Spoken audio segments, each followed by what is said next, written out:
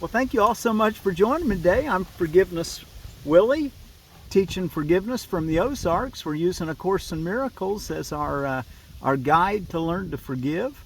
We're reading from the Foundation for Inner Peace version here on Lesson 26, which will be for Sunday, January 26th of 2025. And we're going to do one of our 6 2-minute practice periods as we open. Mind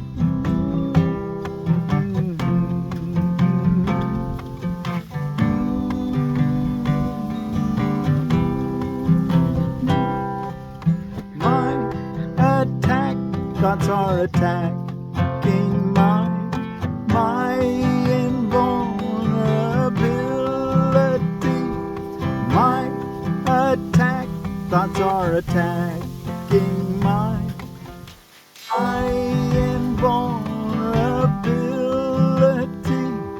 I am concerned about blank. What are you concerned about? And what are you afraid will happen? And what else would you afraid will happen?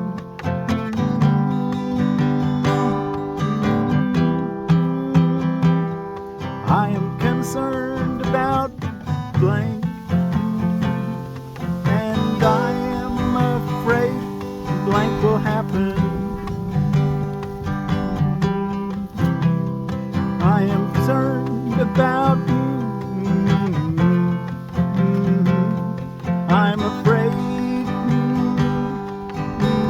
will happen. And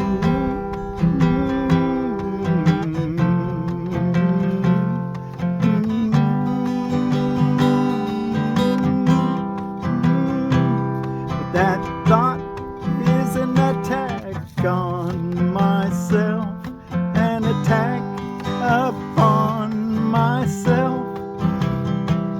And another one, I am concerned about, I am afraid will happen. And I'm afraid will happen.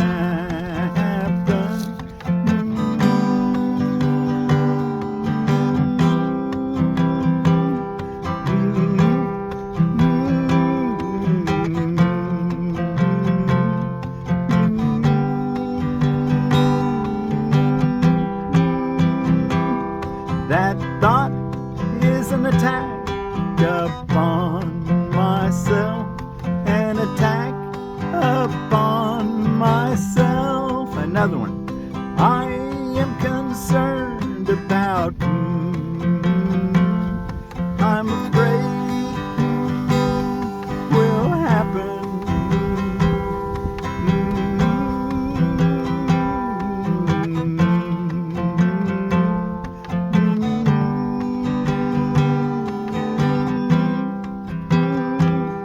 That thought is an attack upon myself, an attack upon myself. My attack thoughts are attacking my invulnerability. Okay, well, were you able to enumerate something or bring something to mind that concerns you and what you were afraid might happen in the outcome of all the possible solutions? Well, we'll try it again when we close. And we'll do 4 more times today. Try to aim for 6 of them for about 2 minutes each. My attack thoughts are attacking my invulnerability. It is surely obvious that if you can be attacked, you are not invulnerable. You see attack as a real threat.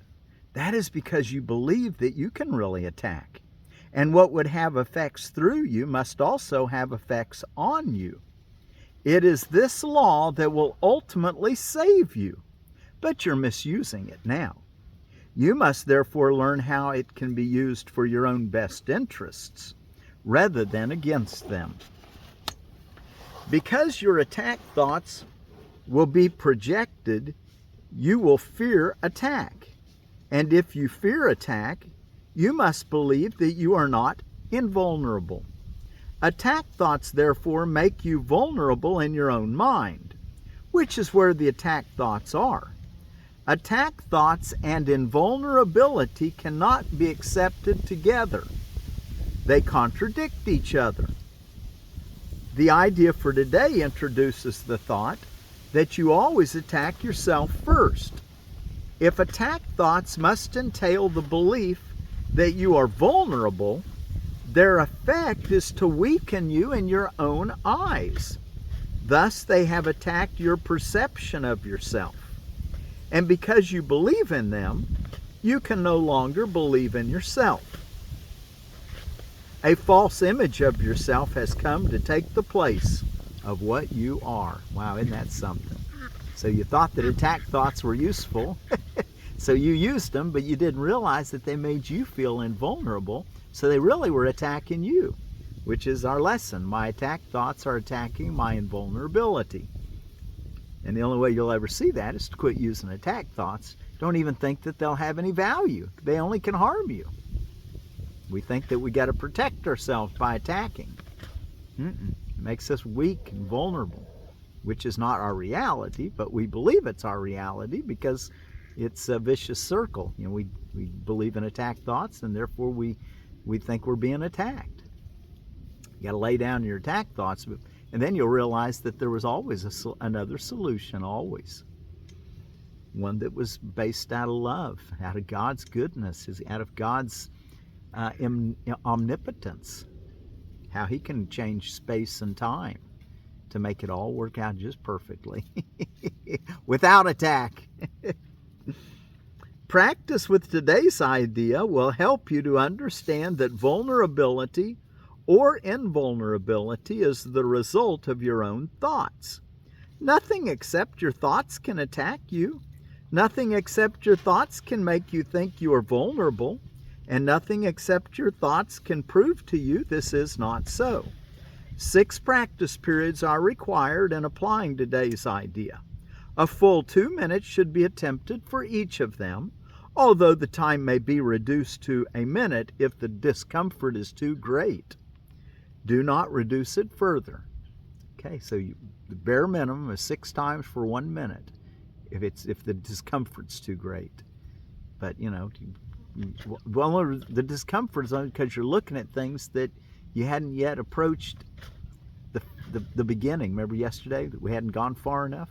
Well, we're going a little further now. We're starting to just be still and quiet and look at what we're concerned about. I'm concerned about blank because I'm afraid blank and blank and blank will happen. Paragraph 6. So he says you can reduce it to a minute. If the discomfort is too great, do not reduce it further. The practice period should begin with repeating the idea for today, then closing your eyes and reviewing the unresolved question whose outcomes are causing you concern. So start off by by saying my attack thoughts are attacking my invulnerability, then close your eyes and look at unresolved questions whose outcomes are causing you concern. The concern may take the form of depression, worry, anger, a sense of imposition, fear, foreboding, and preoccupation. Any problem as yet unsettled that tends to recur in your thoughts during the day is a suitable subject. You will not be able to use very many for any one practice period, because a longer time than usual should be spent with each one. Today's idea should be applied as follows. First, name the situation. I'm concerned about blank. Then go over every possible outcome that has occurred to you in that connection and which has caused you concern, referring to each one quite specifically, saying, I'm afraid blank will happen.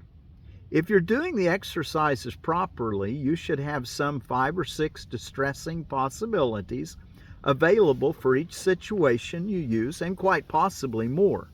It is much more helpful to cover a few situations thoroughly than to touch on a larger number. So don't go through a whole bunch of different concerns. Just stick with one and you'll see a lot of things that you're afraid about one concern, is what he's trying to say. As the list of anticipated outcomes for each situation continues, You will probably find some of them, especially those that occur to you toward the end, less acceptable to you. Try, however, to treat them all alike to whatever extent you can. After you have named each outcome of which you are afraid, tell yourself, that thought is an attack upon myself. Conclude each practice period by repeating today's idea to yourself once more. So after you've done what you're concerned about and then what you're afraid of for about that concern, and then before you go on to your next concern, tell yourself, that thought is an attack upon myself. Remind yourself.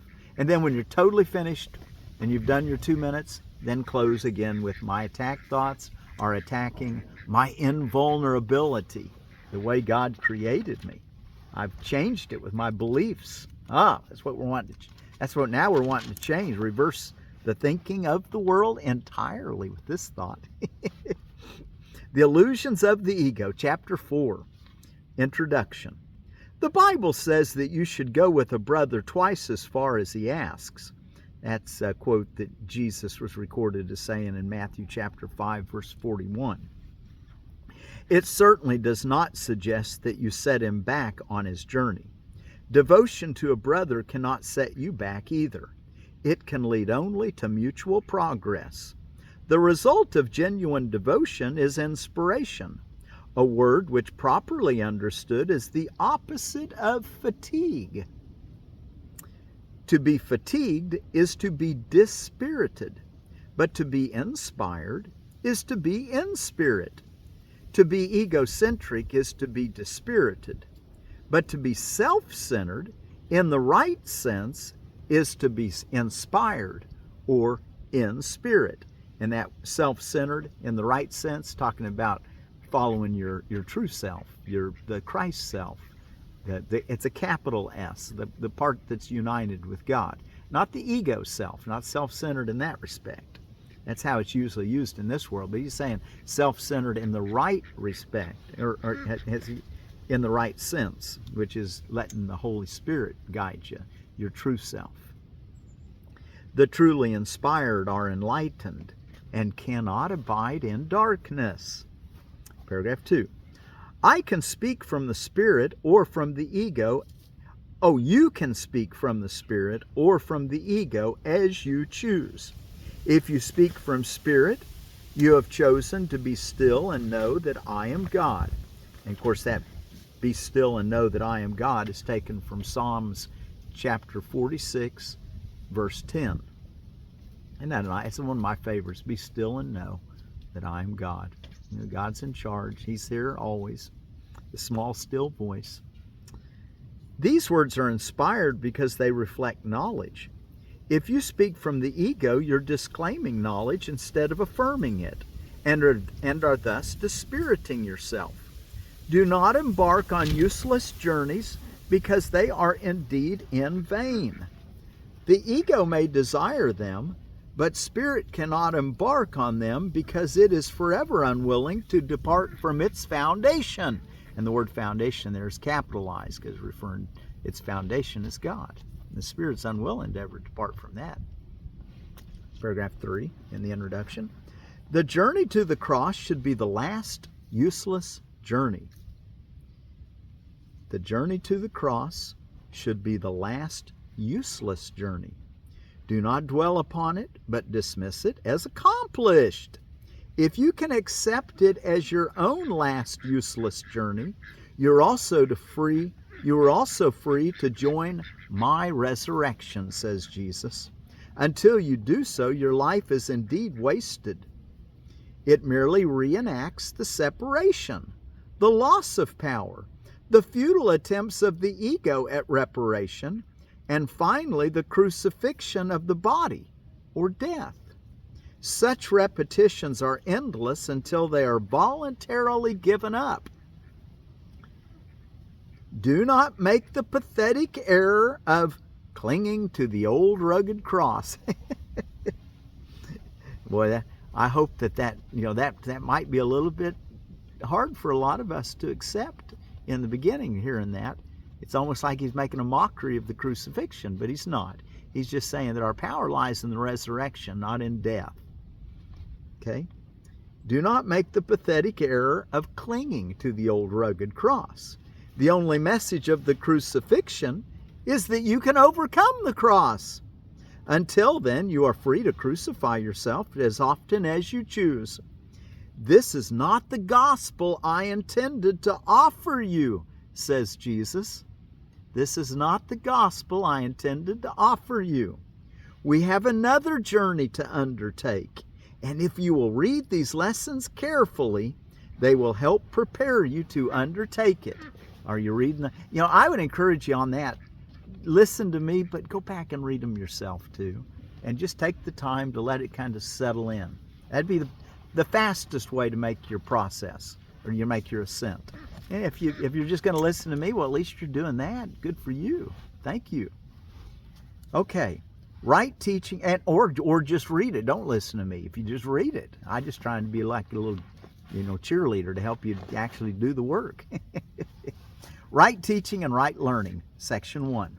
Let's read just a page or so out of this. A good teacher clarifies his own ideas and strengthens them by teaching them. Teacher and pupil alike in the learning process. They are in the same order of learning, and unless they share their lessons, conviction will be lacking. They are in the same order of learning, the teacher and the student, and unless they share their lessons, conviction will be lacking. A good teacher must believe in the ideas he teaches, but he must meet one other condition. He must believe in the students to whom he offers the ideas. And just the fact that you're listening in here means that you're on the right track here. I believe in you is what I'm trying to say. Thank you for joining me. You help me as much as I help you.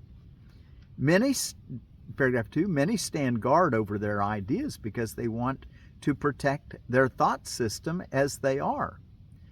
Many stand guard over their ideas because they want to protect their thought systems as they are, and learning means change.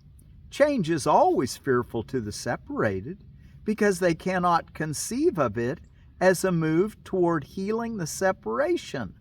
They always perceive it as a move toward further separation because the separation was their first experience of change.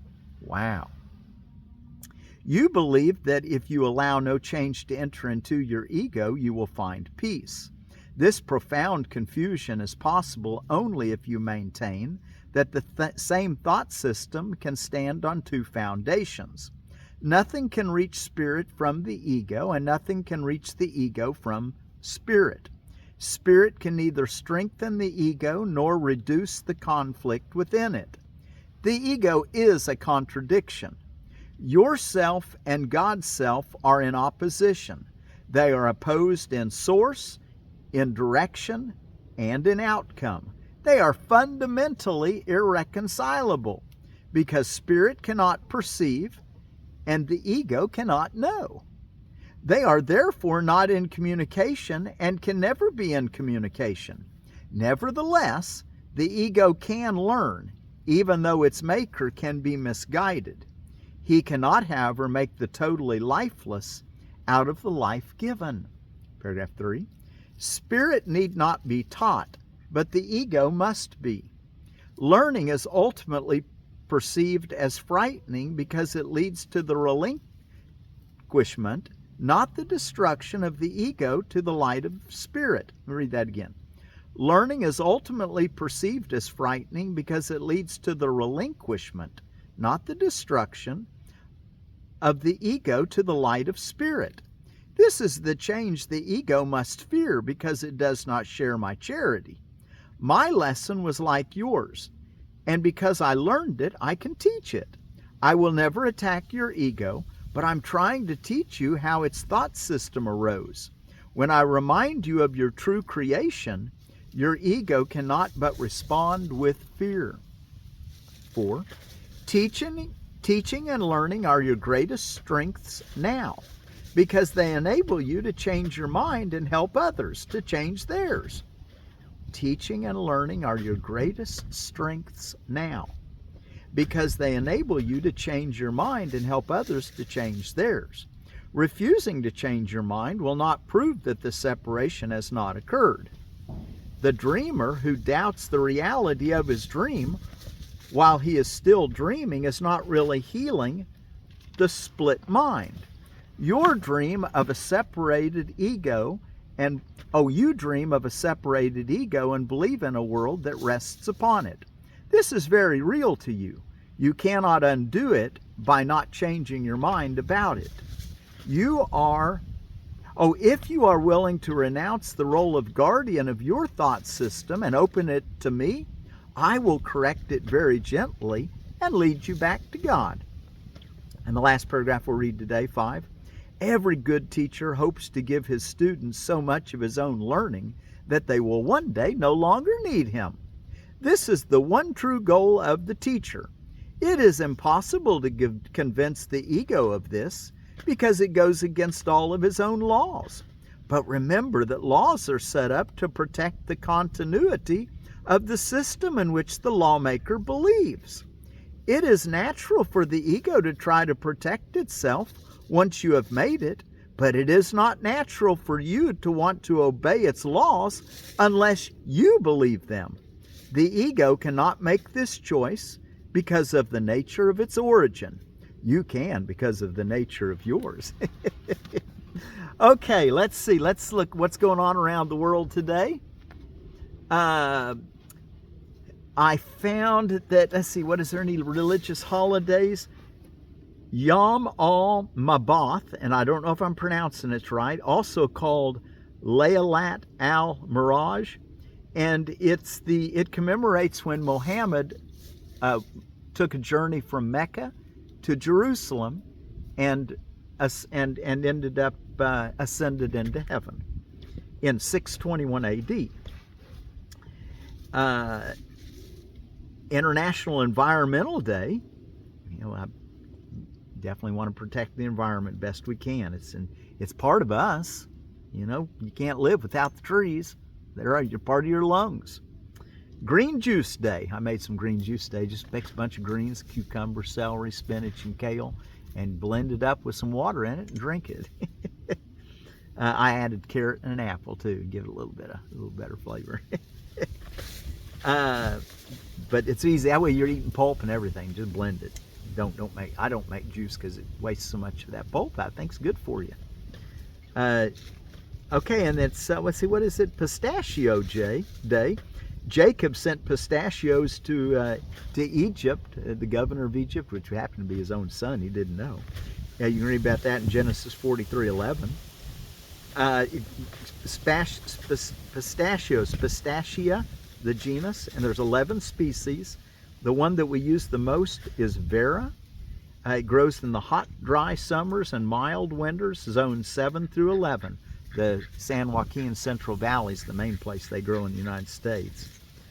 Okay, is there anything else? I think that's, and then out of edible landscaping, I've got one more elderberry that they talked about, and it's called the native elderberry, a Sambucus canadensis, similar in all respects to Adam's elderberry, and perhaps a seedling of Adam's. This vigorous seedling grows at our nursery and is showy and productive with large fruit clusters, ripening for about 4 to 6 week period during the summer. Spaced 10-foot circles, zones 3 through 9. Native elderberry. Okay, thank you, Edible Landscaping, for that information. Kind of learning how we can grow our own food. And then out of the Farsi language of the ancient Persians, which is Iran today, our word for peace is Solh, S-O-L-H, Solh. So Solh be with you.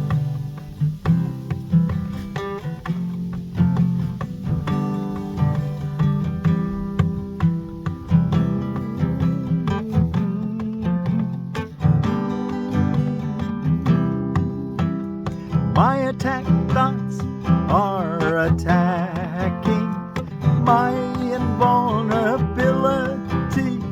My attack thoughts are attacking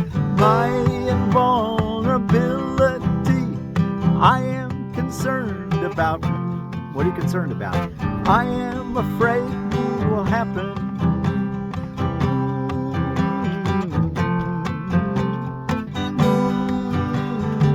What else are you afraid might happen?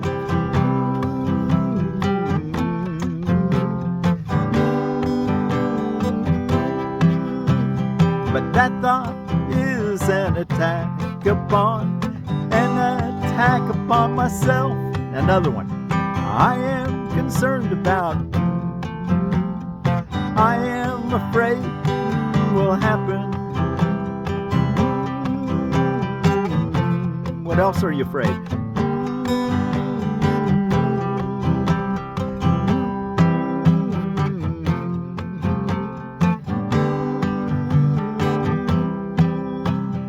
That thought is an attack upon myself. Let's do another one. I am concerned about. I am afraid will happen.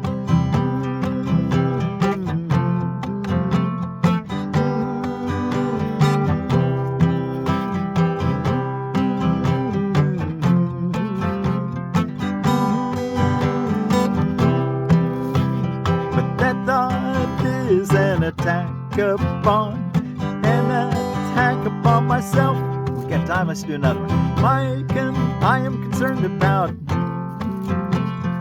I am afraid will happen.